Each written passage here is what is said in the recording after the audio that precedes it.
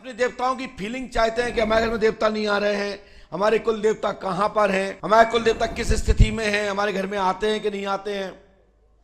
तो पहले आपको यह पता होना चाहिए कि आपका देवता गांजा लेता है, सुल्पा में क्या लेता है, देवता आपका सात्विक है, देवता आपका रसिक है। इसमें भी क्वालिटियां हो, जैसे हम और आप सब लोग रसिया होते हैं, बड़े मजे लेते हैं कई लोगों की बातों पे, खूब हंसते हैं, एंजॉय करते हैं। ऐसे देवता भी होते हैं जो प्रेत कोटि के होते हैं।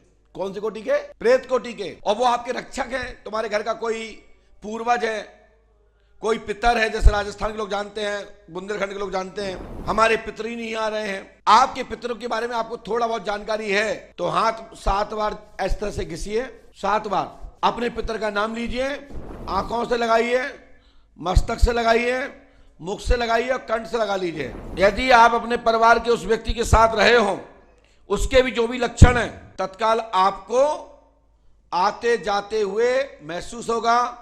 उसकी चाल, धमक, ठमक, आपके घर में चलने फिरने की आवाज आपको सुनाई देने लगेगी। और यदि वो सेंट लगाता था तो आपको वो जो सेंट लगाता था वो सेंट की खुशबू तुमको मिलेगी। दारू पीता था तो तुम्हारे घर में दारू की बदबू आने लगेगी। समझ जाइए कि हमारा पितर आ चुका है, हमारा पूर्वज जिसको हम बैठाना चाहते थे वो आ गया। यह क्रिया सहज है, लेकिन करना कैसे है?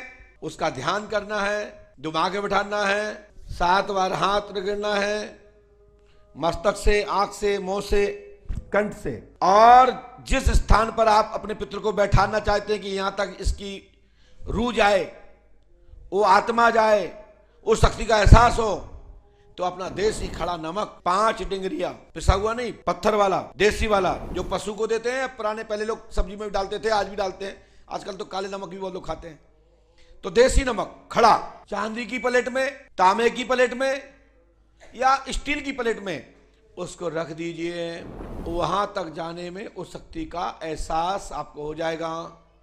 और तुम जिसके कमरे से, जिसके रास्ते से गुजरेगा, उस पूरे व्यक्ति को उसकी पूरी महसूस, उसकी गतिविधियों की, उसके रहन सहन की, उसकी खुशबू की, उसके बदबू की आपको फीलिंग हो जाएगी।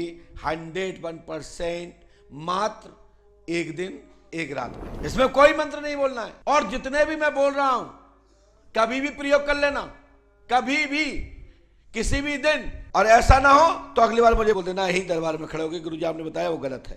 अपन इतनी ठोक के कह रहे हैं दम है, कोई काट के दिखाए, जो काट के दिखा दे। बस उसके घर में वो पितर होना चाहिए, वो पूर्वज होना चाहिए। यदि नहीं है तो नहीं आएगी। कोई भी भूतयोनि में नहीं है आपके घर में, आपका कोई भी पूर्वज भूतयोनि में नहीं है, तो ये कुछ इस प्रकार की आपको फीलिंग, इस प्रकार के अनुभव, उस प्रकार की खुशबू, उस प्रकार का जो भी उसके व्यक्ति के जो लक्षण थे वो महसूस नहीं होंगे। समझ में आ गई?